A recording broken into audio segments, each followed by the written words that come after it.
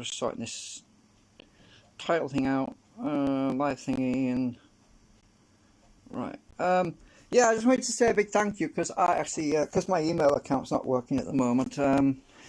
I didn't get an email notification about the fact that somebody who was watching my channel sent me a donation. So I don't know if they want to be named or anything. So hang on a minute. I have to cover this up, but I just wanted to say thanks. I'm just covering up the name. So anyway, a friend who was watching YouTube sent me a little bit of money. Thank you. So anyway, I covered it up with a text box so that nobody knows who it was, because I don't want to be give away their name or anything. They might not want me to do that. So, but thank you for the basically £5 more or less. I assume it's somebody in the US because it was an odd number. So it must have been converted from dollars to pounds. Oh yeah, we've got some good news. I sent the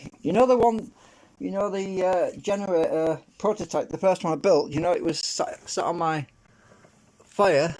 gas fire. It's on its way to America right now, to a friend Magnetron, who's on the internet, and he's going to be playing around with that one. And while I complete building this new one, so I printed myself a new motor mount because the motor mount was set up for the other one. So progress wise, we have I'll take the drive shaft obviously out the other one because Magnetron can find a drive shaft. This is heavy and it has a lot of weight to the postage, and but he's got the rotor, the small rotor, and now I've got two of these screening with the Met Glass nanocrystalline. I've got two of these done so far. We're getting there, so I'm almost ready to get building the last one, which will go in this slot. So there's my rotor, right, so that'll go in there. Come on. It's because it's springy. Oh, I've got to squeeze it, get it in, squeeze, and then maybe it'll go in that one easier. Yeah, so 1,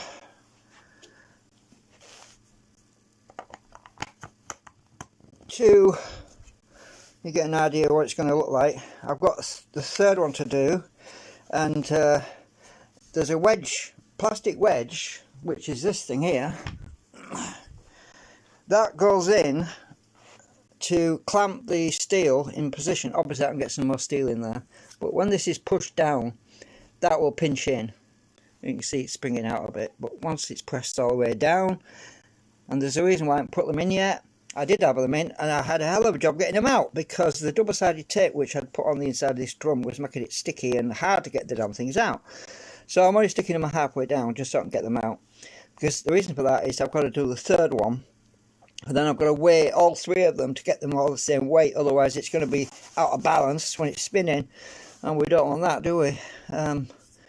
So as I say, the actual model, the previous model, the beta version, is actually on SketchUp, is actually on my PayPal donate page, and you can actually download that to play around with. It's a basic one, and I was no point in putting this latest one on there because it's still under development. I keep changing it, and it's just gonna be a waste of time. But hopefully at some point we can put the working upscale version on there. But obviously it's going to cost more money to build the upscale version. That's why I just put the basic version on there, because it's fairly simple to make. Right, so I've got two of these done. I've got the third one to do, which is where is it? It's over here somewhere. Oh damn it, it's dropped it somewhere. Was it falling down somewhere? Can't find it. It's around here somewhere. Huh. Oh, there it is. I couldn't see it right in front of me.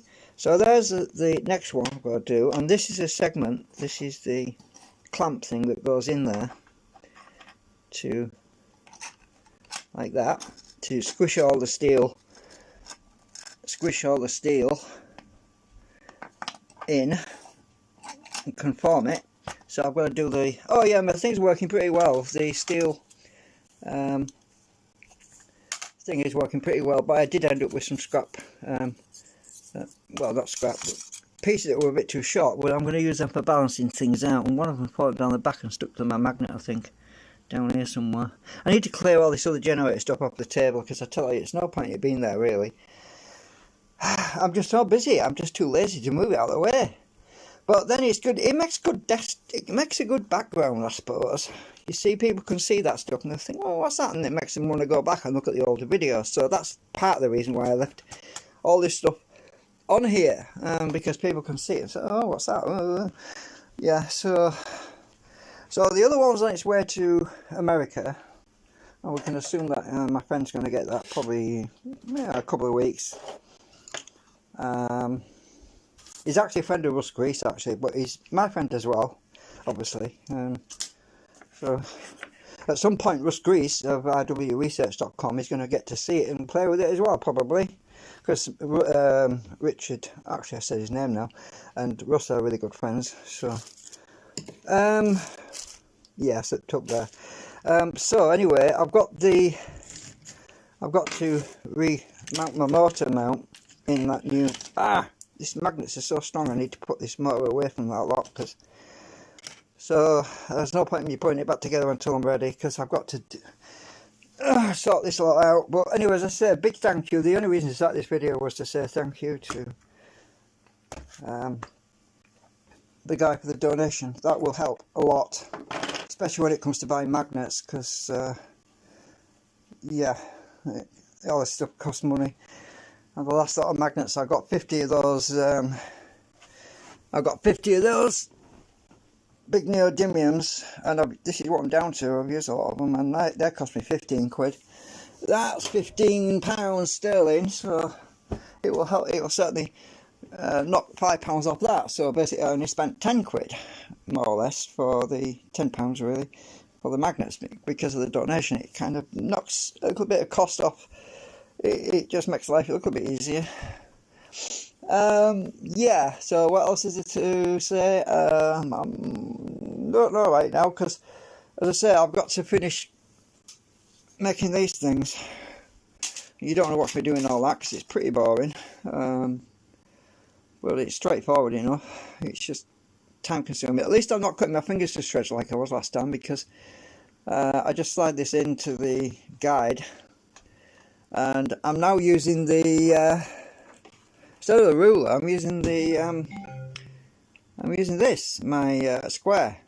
And the good thing about using the square is I was able to mark the end of it, so I know exactly how far to push it through here to get the right measurement, which is really useful. Just give me a minute. I have to put the camera on my knee a minute while I do this, because I'll show you what I mean. So when I just a minute. It's tight. Hang on. I'll be with you in a sec. Right. Pull this down. Jesus, this is tight. It wants to be tight. It's good that it's tight.